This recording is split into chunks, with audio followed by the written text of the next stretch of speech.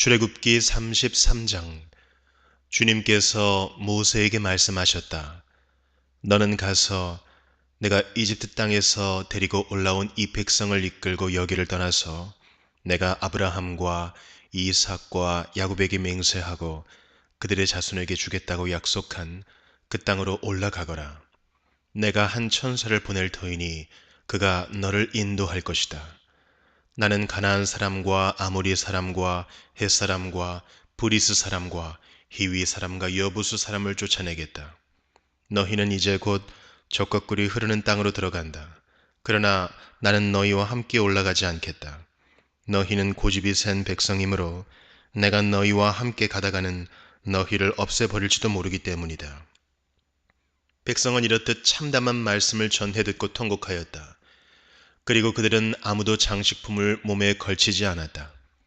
주님께서 모세에게 말씀하셨다. 이스라엘 자손에게 전하여라. 너희는 고집이 센 백성이다. 내가 한순간이라도 너희와 함께 올라가다가는 내가 너희를 아주 없애버릴지도 모른다. 그러니 이제 너희는 너희 몸에서 장식품을 떼어버려라. 내가 너희에게 어떻게 해야 할지를 이제 결정하겠다. 이스라엘 자손은 호렙산을 떠난 뒤로는 장식품을 달지 않았다.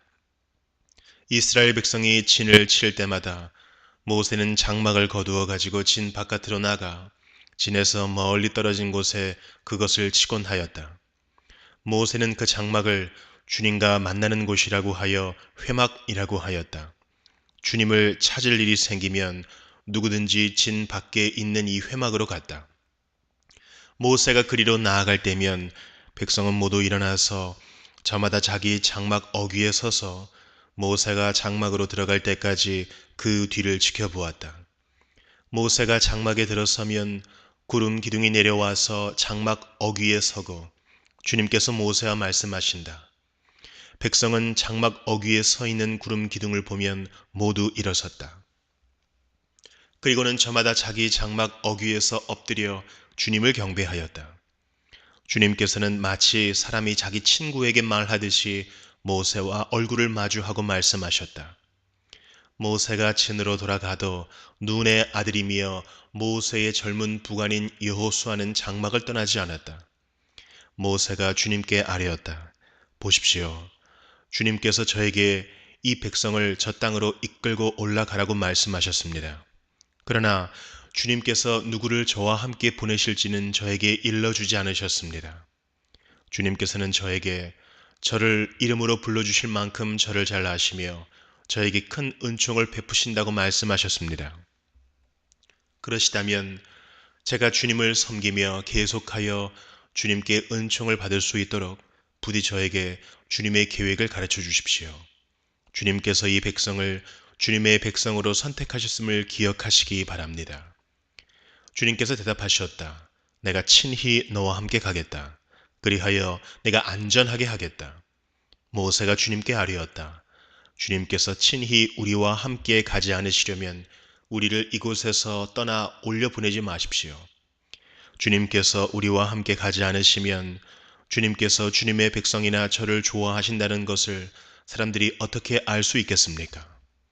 주님께서 우리와 함께 계심으로 저 자신과 주님의 백성이 땅 위에 있는 모든 백성과 구별되는 것이 아닙니까? 주님께서 모세에게 말씀하셨다. 내가 너를 잘 알고 또 너에게 은총을 베풀어서 내가 요청한 이 모든 것을 다 들어주마. 그때의 모세가 저에게 주님의 영광을 보여주십시오 하고 간청하였다. 주님께서 대답하셨다. 내가 나의 모든 영광을 내 앞으로 지나가게 하고 나의 거룩한 이름을 선포할 것이다. 나는 주다. 은혜를 베풀고 싶은 사람에게 은혜를 베풀고 불쌍히 여기고 싶은 사람을 불쌍히 여긴다. 주님께서 다시 말씀하셨다. 그러나 내가 너에게 나의 얼굴은 보이지 않겠다. 나를 본 사람은 아무도 살 수 없기 때문이다. 주님께서 말씀을 계속하셨다. 너는 나의 옆에 있는 한 곳, 그 바위 위에 서 있어라. 나의 영광이 지나갈 때에 내가 너를 바위 틈에 집어넣고 내가 다 지나갈 때까지 너를 나의 손바닥으로 가리워 주겠다. 그 뒤에 내가 나의 손바닥을 거두리니 내가 나의 등을 보게 될 것이다. 그러나 나의 얼굴은 볼 수 없을 것이다. 요한복음 12장. 6월절 엿새 전에 예수께서 베다니에 가셨다. 그곳은 예수께서 죽은 사람 가운데에 살리신 나사로가 사는 곳이다. 거기서 예수를 위하여 잔치를 베풀었는데 마르다는 시중을 들고 있었고 나사로는 식탁에서 예수와 함께 음식을 먹고 있는 사람 가운데 끼어 있었다. 그때에 마리아가 매우 값진 순나드 향유 한 근을 가져다가 예수의 발에 붓고 자기 머리털로 그 발을 닦았다. 온 집 안에 향유 냄새가 가득 찼다. 예수의 제자 가운데 하나이며 장차 예수를 넘겨줄 가룟 유다가 말하였다. 이 향유를 300데나리온에 팔아서 가난한 사람들에게 주지 않고 왜 이렇게 낭비하는가?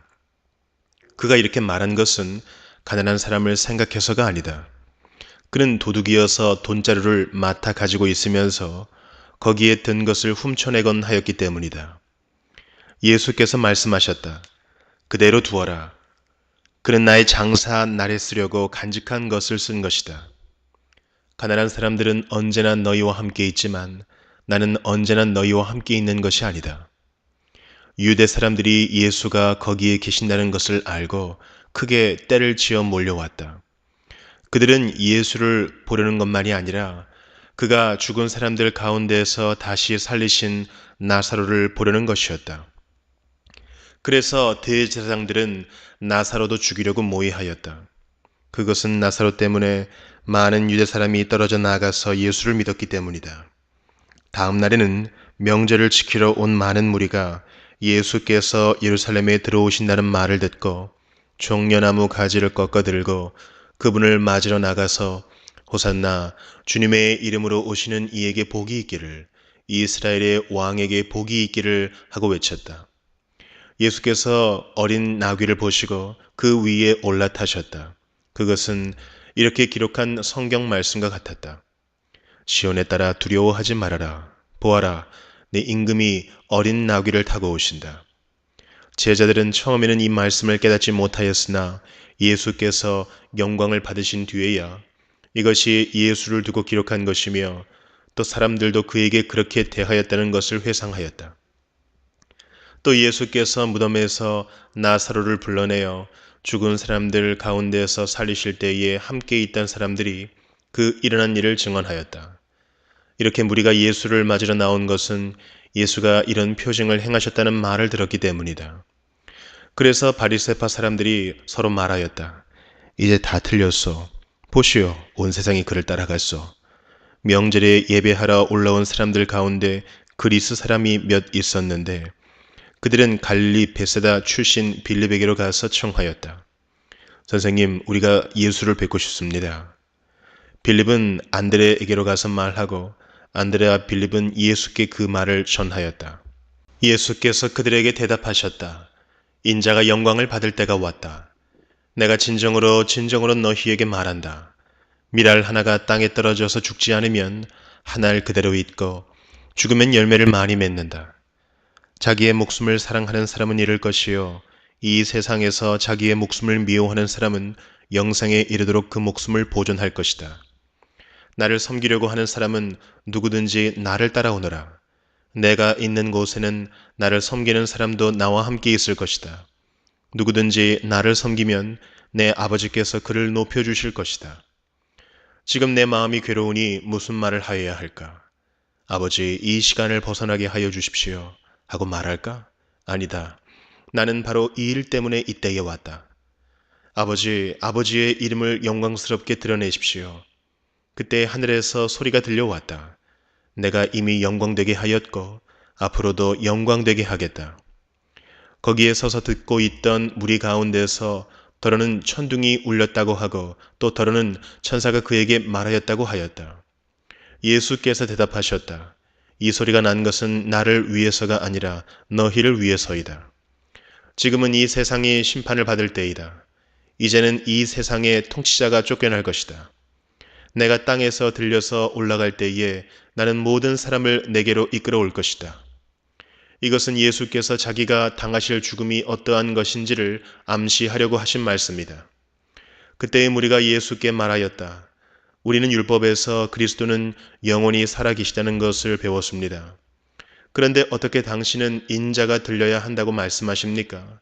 인자가 누구입니까? 예수께서 그들에게 대답하셨다. 아직 얼마 동안은 빛이 너희 가운데 있을 것이다. 빛이 있는 동안에 걸어 다녀라. 어둠이 너희를 이기지 못하게 하여라. 어둠 속을 다니는 사람은 자기가 어디로 가는지를 모른다. 빛이 있는 동안에 너희는 그 빛을 믿어서 빛의 자녀가 되어라. 이 말씀을 하신 뒤에 예수께서는 그들을 떠나서 몸을 숨기셨다. 예수께서 그렇게 많은 표징을 그들 앞에 행하셨으나 그들은 예수를 믿지 아니하였다. 그리하여 예언자 이사야가 한 말이 이루어졌다. 주님, 우리가 전한 것을 누가 믿었으며 주님의 팔이 누구에게 나타났습니까? 그들이 믿을 수 없었던 까닭을 이사야가 또 이렇게 말하였다. 주님께서 그들의 눈을 멀게 하시고 그들의 마음을 무디게 하셨다. 그것은 그들이 눈이 있어도 보지 못하게 하고 마음으로 깨달아서 돌아서지 못하게 하여 나에게 고침을 받지 못하게 하려는 것이다. 이사야가 이렇게 말한 것은 그가 예수의 영광을 보았기 때문이다. 이 말은 그가 예수를 가리켜서 한 것이다. 지도자 가운데에서도 예수를 믿는 사람이 많이 생겼으나 그들은 바리새파 사람들 때문에 믿는다는 사실을 드러내지는 못하였다. 그것은 그들이 회당에서 쫓겨날까봐 두려워하였기 때문이다. 그들은 하나님의 영광보다도 사람의 영광을 더 사랑하였다. 예수께서 큰 소리로 말씀하셨다. 나를 믿는 사람은 나를 믿는 것이 아니라 나를 보내신 분을 믿는 것이요. 나를 보는 사람은 나를 보내신 분을 보는 것이다. 나는 빛으로서 세상에 왔다. 그것은 나를 믿는 사람은 아무도 어둠 속에 머무르지 않도록 하려는 것이다. 어떤 사람이 내 말을 듣고서 그것을 지키지 않는다 하더라도 나는 그를 심판하지 아니한다. 나는 세상을 심판하러 온 것이 아니라 구원하러 왔다. 나를 배척하고 내 말을 받아들이지 않는 사람을 심판하시는 분이 따로 계시다. 내가 말한 바로 이 말이 마지막 날에 그를 심판할 것이다. 나는 내 마음대로 말한 것이 아니다. 나를 보내신 아버지께서 내가 무엇을 말해야 하고 또 무엇을 이야기해야 하는가를 친히 나에게 명령해 주셨다. 나는 그의 명령이 영생인 줄 안다. 그러므로 나는 무엇이든지 아버지께서 나에게 말씀하여 주신 대로 말할 뿐이다. 잠언 9장. 지혜가 7기둥을 깎아 세워서 제 집을 짓고 짐승을 잡고 포도주를 잘 빚어서 잔치상을 차린 다음에 시녀들을 보내어 성읍 높은 곳에서 외치게 하였다. 어수룩한 사람은 누구나 이리로 발길을 돌려라. 지각이 모자라는 사람도 초청하라고 하였다. 와서 내가 차린 음식을 먹고 내가 잘 빚은 포도주를 마셔라. 어수룩한 길을 내버리고 생명을 얻어라. 명철의 길을 따라가거라 하였다. 거만한 사람을 훈계하면 수치를 당할 수 있고 사악한 사람을 책망하면 비난을 받을 수 있다. 거만한 사람을 책망하지 말아라. 그가 너를 미워할까 두렵다. 지혜로운 사람은 꾸짖어라. 그가 너를 사랑할 것이다. 지혜로운 사람은 훈계를 할수록 더욱 지혜로워지고 의로운 사람은 가르칠수록 학식이 더할 것이다. 주님을 경외하는 것이 지혜의 근본이요 거룩하신 일을 아는 것이 슬기의 근본이다. 나 지혜로 말미암아 내가 오래 살 것이요 내 수명도 길어질 것이다. 내가 지혜로우면 그 지혜가 내게 유익하지만 내가 거만하면 그 거만이 너만 해롭게 할 것이다. 어리석은 여자는 수다스럽다. 지각이 없으니 아는 것이 아무것도 없다. 그러한 여자는 자기 집문 앞에 앉거나 마을 높은 곳에 앉아서 제 갈 길만 바쁘게 가는 사람에게 어수룩한 사람은 누구나 이리로 발길을 돌려라 하고 소리친다. 지각이 모자라는 사람에게도 이르기를 훔쳐서 마시는 물이 더 달고 몰래 먹는 빵이 더 맛있다 하고 말한다.